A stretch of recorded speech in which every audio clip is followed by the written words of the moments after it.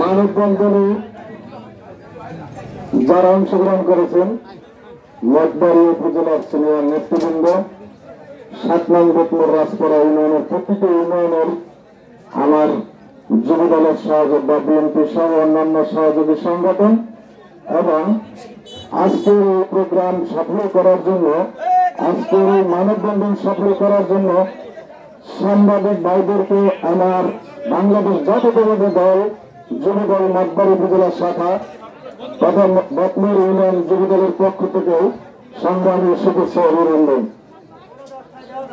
প্রিয় সহযোদ্ধা ভাই বোন ও বন্ধুরা এবং মঠবাড়িয়া উপজেলার সিনিয়র নেতৃবৃন্দ দৃষ্টি আকর্ষণ করছে, আমার বসতবাড়ি 9 নং ওয়ার্ডে তথা আপনারা জানেন সবচেয়ে বেতমোর ইউনিয়নের সর্বোচ্চ বড় একটা ওয়ার্ড আমার মাজরচর নিজমিয়া উলিবরিয়া নিয়ে সংগঠিত।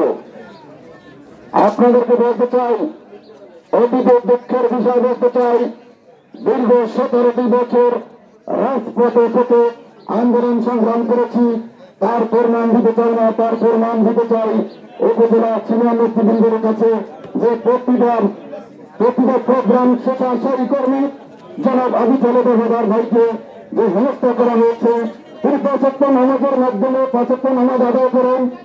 আমরা দেখেছি তাকে নিয়ে গতকালকে যে মিডিয়া একটি মিথ্যা মামলা দিয়েছে সে নাকি চাঁদাবাজ। আমি আপনাদেরকে বলতে চাই, দীর্ঘ 17 বছর যে লোক রাজপথ সাধারণ একজন দাবি কর্মী তাকে কিভাবে বলা হয় তিনি চাঁদাবাজ। আপনাদের কাছে বিচার দিলাম।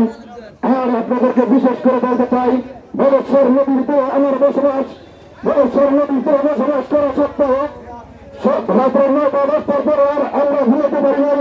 পাহাড়ের মাধ্যমে তাদেরকে প্রতিহত করা হয়েছে, পাহাড়ের মাধ্যমে আমাদের ঘুম হারাম করা হয়েছে।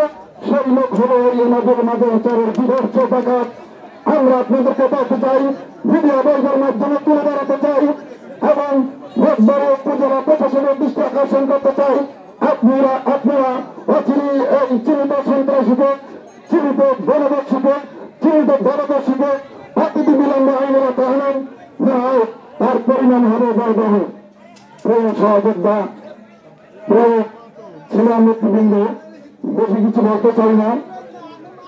আপনাদের সকলের সুস্বাস্থ্য কামনা করে আমি আমার সংক্ষিপ্ত বক্তব্য এখানে শেষ করছি।